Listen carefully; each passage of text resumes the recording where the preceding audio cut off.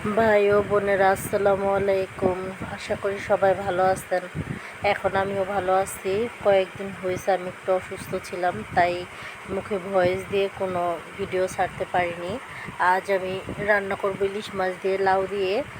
তার জন্য প্রথমে কড়াইতে পেঁয়াজ আর তেল দিয়েছি। পেঁয়াজ ভাজা হয়ে গেছে। এখন 1 চামচের একটু বেশি আদা বাটা, 1 চামচের একটু বেশি রসুন বাটা, মানে 1.5 চামচের কম, 1 চামচ হলুদ মরিচ ধনিয়া গুঁড়া দিয়েছি। ভালোভাবে মশলাটা কষিয়ে নিব। কষানোর জন্য সামান্য পরিমাণ পানি দিব। মশলা কষানো হলে লাউগুলো দিয়ে দিব।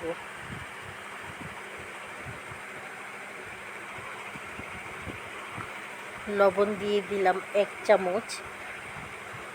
মাছে লবণ দেওয়া আছে, লাগলে পরে দিব। মশলা কষানো শেষ, লাউ ঢেলে দিচ্ছি।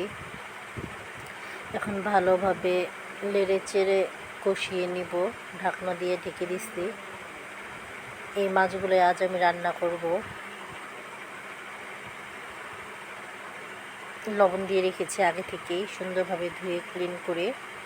আমার লাউ কষানো শেষ প্রায়। এখন ঝোল দিয়ে দিব।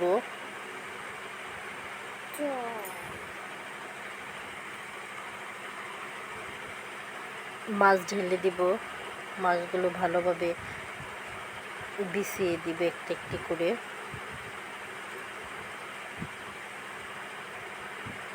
আমার রান্না প্রায় হয়ে এসেছে। এখানে আমি কয়েক পিস কাঁচামরিচ দিয়ে দিচ্ছি।